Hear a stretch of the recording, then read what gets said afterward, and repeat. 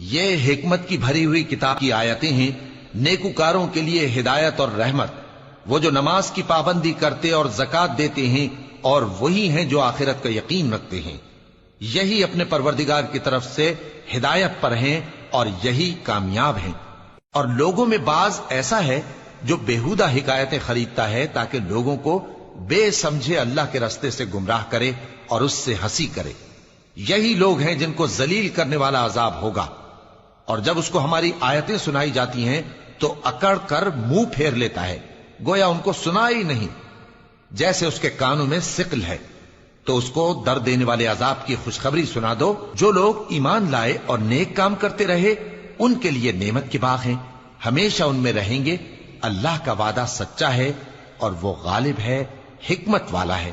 اسی نے آسمانوں کو ستونوں کے بغیر پیدا کیا جیسا کہ تم دیکھتے ہو، اور زمین میں پہاڑ بنا کر رکھ دیے تاکہ وہ تم کو لے کر ڈولنے نہ لگے، اور اس میں ہر طرح کے جانور پھیلا دیے۔ اور ہم ہی نے آسمان سے پانی نازل کیا، پھر اس میں ہر قسم کی نفیس چیزیں اگائیں۔ یہ تو اللہ کی تخلیق ہے۔ اب مجھے دکھاؤ کہ اللہ کے سوا جو ہستیاں ہیں انہوں نے کیا پیدا کیا ہے۔ حقیقت یہ ہے کہ یہ ظالم کھلی گمراہی میں ہیں۔ اور ہم نے لقمان کو دانائی بخشی کہ اللہ کا شکر کرو، اور جو شخص شکر کرتا ہے تو اپنے ہی فائدے کے لیے شکر کرتا ہے، اور جو ناشکری کرتا ہے تو اللہ بھی بے نیاز ہے، لائق حمد و ثنا ہے۔ اور اس وقت کو یاد کرو جب لقمان نے اپنے بیٹے کو نصیحت کرتے ہوئے کہا کہ بیٹا، اللہ کے ساتھ شرک نہ کرنا، شرک تو بڑا بھاری ظلم ہے۔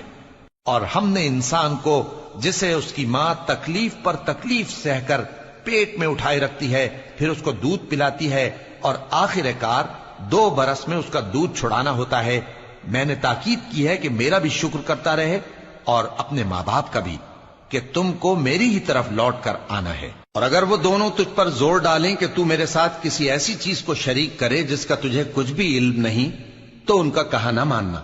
ہاں، دنیا کے کاموں میں ان کا اچھی طرح ساتھ دینا، اور جو شخص میری طرف رجوع لائے اس کے رستے پر چلنا۔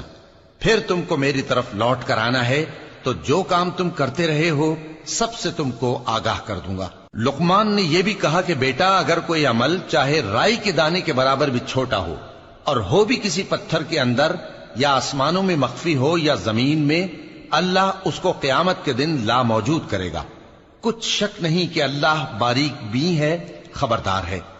بیٹا، نماز کی پابندی رکھنا اور لوگوں کو اچھے کاموں کے کرنے کا مشورہ دیتے رہنا، بری باتوں سے منع کرتے رہنا، اور جو مصیبت تجھ پر واقع ہو اس پر صبر کرنا، بے شک یہ بڑی ہمت کے کام ہیں۔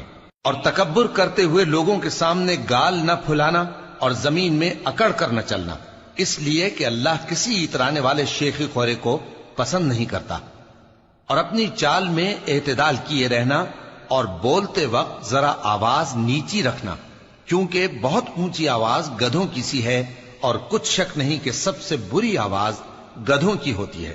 کیا تم نے نہیں دیکھا کہ جو کچھ آسمانوں میں اور جو کچھ زمین میں ہے سب کو اللہ نے تمہارے قابو میں کر دیا ہے، اور تم پر اپنی ظاہری اور باطنی نعمتیں پوری کر دی ہیں۔